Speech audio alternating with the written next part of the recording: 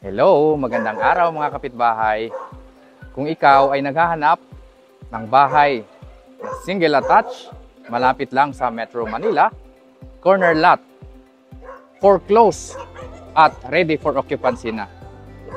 Perfect para sa inyo to mga kapitbahay dahil may papakita ko sa inyong bahay sa araw na ito. Ito ay walang iba kundi ang Gabriel model dito sa Lancaster, New City. So, napakaganda po ng location ng Lancaster, New City, mga kapitbahay. Pagpasensyaan nyo na po, marami lang tayong mga aso dito sa ating mga kapitbahay kasi ari po na itong unit natin. So, foreclose po itong unit na ipapakita ko sa inyo. Pag sinabi natin foreclose, as is na po ito. Kung ano po yung itsura ng bahay, pag binili nyo po ito sa bangko, ito na po ang i-deliver sa inyo. Kayo na po ang bahalang magpaganda.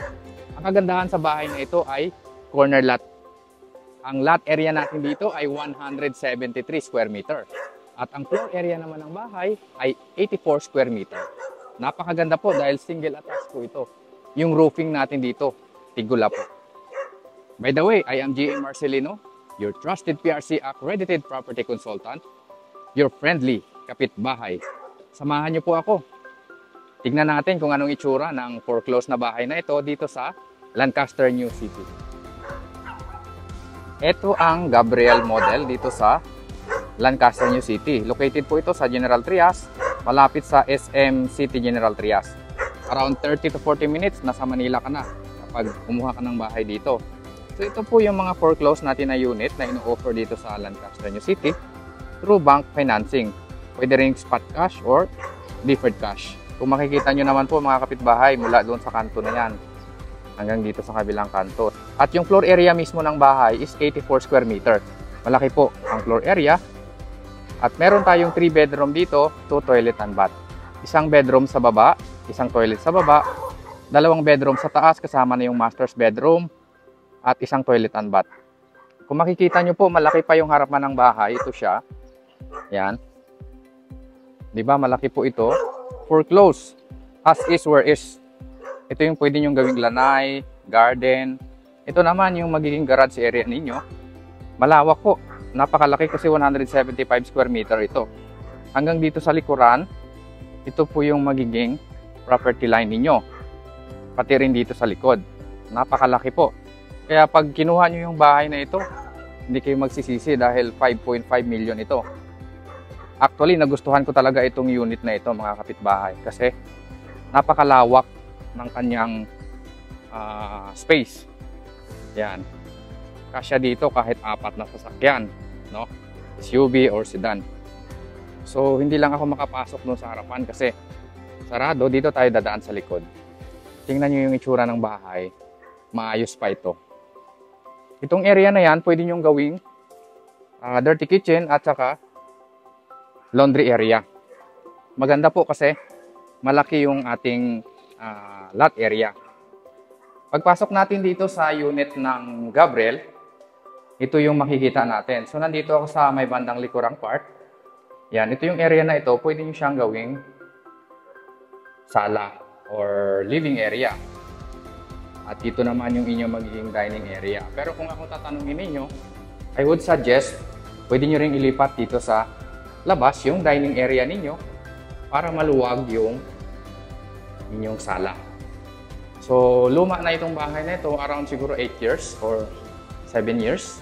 Kung nakikita nyo po ito siya, foreclosed property po ito ng bangko, as is where is. Kapag gusto ninyong i-avail ito, kontakin nyo lang ako dito sa number, naka-flash sa screen natin. Meron tayo ditong kitchen countertop. Ayan po yung itsura niya. So, talagang total makeover ang gagawin ninyo dito. Kayo na po ang bahalang magpaganda. Merong toilet and bath dito sa baba. Ito yung itsura naman. Yan. Kasi hindi natitirahan itong bahay. Kaya pwede nyo siyang pagandahin kung gusto nyong bilhin ito. Diba? May bedroom dito sa baba. Ito yung itsura ng bedroom sa baba. Yan. Malaki po ang bedroom dito sa baba.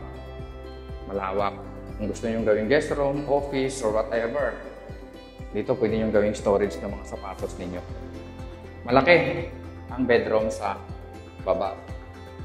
Akitin na natin ngayon yung second floor. By the way, marami pong tumitingin itong bahay na ito kasi corner lot. At yung presyo nito, 5.5 million pesos. Ang ating hagdanan ay solid po ito. Yan, lifetime. Diba? Matibay. At saka malawak yung ating hagdanan. Tignan nyo po mabuti. Yan, malawak yan. Ito pwede siyang palagyan ng chandelier kung sakali. Marami kayong pwedeng ipagawa sa bahay na ito. Kasi malaki ang bahay. 84 square meter. At ito yung bedroom number 2 sa taas. Yan. Magandahan dito kasi maganda. May bintana dyan tayo sa harap na maluwag. Diba? Ang ganda. Malawak din itong bedroom number 2 dito sa taas. So, kayo na po ang bahalang magpaganda kapag binili nyo yung bahay na ito kasi as is, where is po ito. Yan, tignan nyo po mabuti. May provision na siya for window type na aircon. Yan. At ito naman yung toilet and bath dito sa second floor na nakakonekta sa master's bedroom. Yan, malaki.